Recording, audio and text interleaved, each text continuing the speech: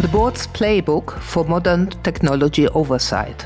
Welcome to the Better Boards podcast series, the podcast for chairs, CEOs, non-executive directors, company secretaries, and their advisors. Every episode is filled with practical insights and learnings from those inside boardrooms. We discuss what really matters and highlight actionable steps you can take to enhance the performance of your board. Join us as we explore how boards make cyber governance and broader technology oversight work in practice, building a productive partnership with the technology team, shaping a decision-grade dialogue with the chief information officers and other executives, influencing cyber culture, and upgrading the reporting that reaches the board. The objective is to move from updates and reassurance to clear trade-offs and informed decisions in the space of technology. I'm joined by Susanne Alfs. Susanne Alfs is a non-executive director and senior technology executive specialized in cyber governance and board-level technology oversight. She brings both the non-executive director lens and executive leadership experience to the topic. Susanne helps boards translate complex cyber and technology risks into business trade-offs and investment decisions. She chaired the Group Board Technology Committee of a bank, strengthening oversight across cyber resilience and technology risk. Susanne, thank you so much for contributing to the Better Boards podcast series.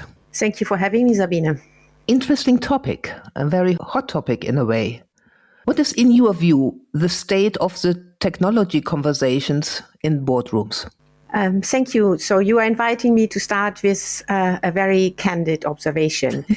I'm German. Boardroom technology conversations are led by directors who obviously care deeply about the organizations they serve, but they're also very human. And I find in too many boards there is an unspoken hesitation. Some directors worry they are not technology savvy enough to challenge the technology team. And that hesitation can quietly shift the dynamic in the boardroom. So instead of directors challenging technology decisions on business impact and risk trade-offs, for example, the conversation is allowed to drift into technical detail. Yeah. And just to clarify, I know many boards get this very well and do this very well, but in private conversations, many directors confirm this observation. And I can support you in that observation. That is also what we are seeing when we observe boards in action. Mm-hmm. I mean, it has been stated so many times that non-executive directors need to challenge, mm-hmm. but there are so many barriers to really challenge. And I think the technology part is a particularly sensitive one because of insecurities on the side of directors. So what is it that is missing in your view? Well, I think too often technology executives, as a result of this insecurity that you mentioned, get a very long leash and they don't actually appreciate it. And the board misses out on the opportunity to shape the priorities and the risk appetite and really focus the organization on better resilience that would come if they would apply a similar rigor that they would use in finance or strategy discussions. So what can directors and what can the group of directors really do to raise the quality of these technology conversations in the boardroom? You make already a very important point when you ask the question. So the first point is work as a team. So appointing one tech-savvy director with a background knowledge in tech or cyber can, from my point of view, damage your boardroom culture and the quality of your decisions because the board is accountable and not a singular subject matter expert director. And even though I've had an opportunity to talk to organizations in the UK that recently had a significant cyber attack, and not even those are falling back on this concept. So it should be a journey tailored to the needs of your board. And as a group? As a group, yes. So I would agree a few rules in the boardroom, if you allow me to continue. So I would always start conversations with the business impact of whatever is on the agenda and not start with the technology topic. So all the investments, all the risk assessments have a business involvement. And I would always start the conversation there so that all directors can participate. And once it is really more technical, they can drop off the conversation maybe at a later stage. I honestly would ban all 3-letter acronyms or get them explained. And also sometimes this is a outside of the boardroom approach, but I would agree questions about the technology topics that are on the agenda prior to the board meeting. And I would actually share them with the technology team so the technology team can prepare better, and the board members that want to engage on the topic can get their mind sorted before they sit in the boardroom. So I think that's an important point, because it is also about what do directors want management, particularly the IT responsible, those responsible for IT issues, really bring to the table, because all too often they listen and the conversation is almost more directed by them than by the board. Yes, I've seen this or heard this also very often. So referring to what I said earlier, so I would always request also the technology team to start with a business impact perspective first. And for that, to achieve that, they actually need to collaborate with a business team or the wider executive team, including legal, compliance, risk. And I think this is a very, very important step. But also as a board, you should make it clear which decisions you want to be involved in. And beyond the obvious, like the budget, it could include your corporate strategy. It could include people topics, and talent in tech and cyber is very scarce. So they may want to have your support in navigating this. And if there are difficult trade-offs, they should put them into the board agenda early enough. But I would also reverse and flip the coin for this. There are also discussions that you want the technology team to be involved in that are typically not technical topics. So if your organization has expansion plans into a different geography that matters for technology and cyber risk, if new regulation is on the horizon, you want your technology team involved earlier. And in some cases, your customer experience would probably benefit from earlier involvement of the technology team. And if you, for example, run customer-facing applications or portals, in the meantime, particularly in the UK, you have a duty of care. So you need to design this technology in a way that your customers are not prone to criminals who try to squeeze money out of them. So I think this goes both ways. So the business needs to involve the business team and bring topics to the board agenda, but also the business needs to ask for the technology team to get involved. I think the challenge always is technology people are perceived to be not great communicators, and by many they're also perceived to speak a different language a layperson very often doesn't understand. So any advice there or anything you have seen what good looks like to overcome this? Yes, well, I find one approach to overcome this is to align the languages that are spoken by the different disciplines in your organization. So the technology team, as you say, has a particular language, but the same is true for chief risk officers. They talk about risk scores, and legal talks about paragraphs. So to shape this dialogue in a way that the boards get a coherent view requires for them to kind of collaborate before anything makes it to the board pack. And if you have a corporate secretary, that might be a task that a corporate secretary can facilitate. But you want, as a board, you want an aligned perspective in a language you can understand in your board pack. And I would use the corporate secretary as a gatekeeper if you have the luxury of a corporate secretary. But I also, and you might be surprised by this, but I would allow the broader executive team to present on a particular topic. So don't just invite the technology executives, bring in the risk and compliance people and the legal people, and allow the best suited to present. So many technology careers have never touched on budgets, strategy, or speaking in public or in a boardroom. So you should make use of the talent in your organization to your ends and not say just because it's a tech topic, a technology executive needs to talk. So if the topic can be presented by the legal counsel, which is often the case, allow the legal counsel to present it. So where does the technology leadership team really most need this space in the boardroom? What topics should they really bring to the boardroom? Well, we already discussed the internal stakeholder alignment between different disciplines. So the board can insist on having everyone involved.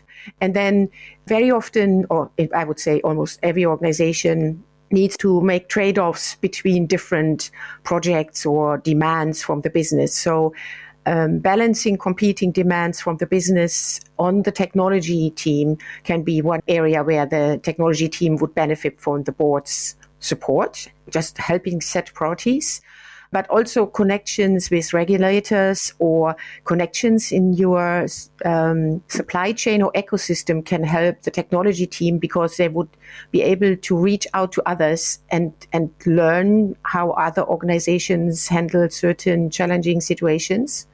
So yeah, that is what I would say. Another element, which is maybe not very popular but very important, policy enforcement.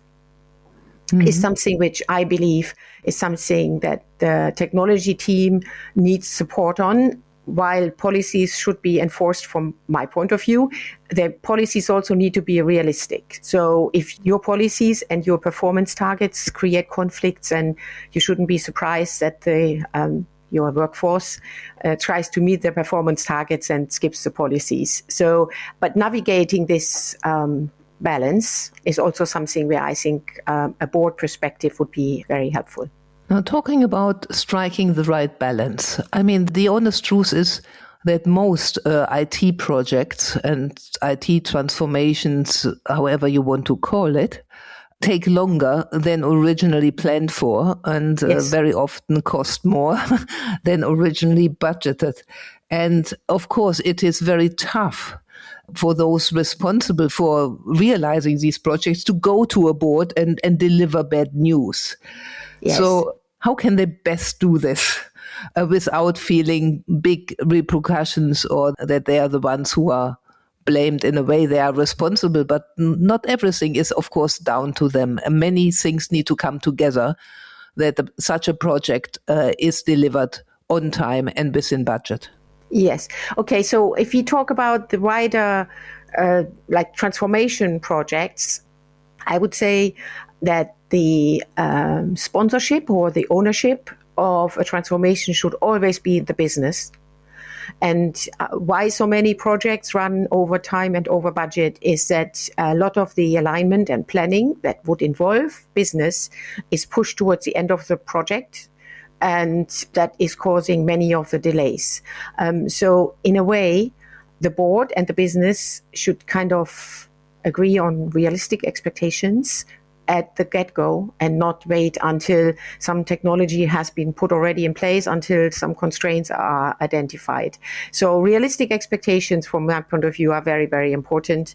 If we look at the cyber situation for this topic, no board should ask for the cyber security team or the technology team to keep them safe or the organization safe, because no one is safe.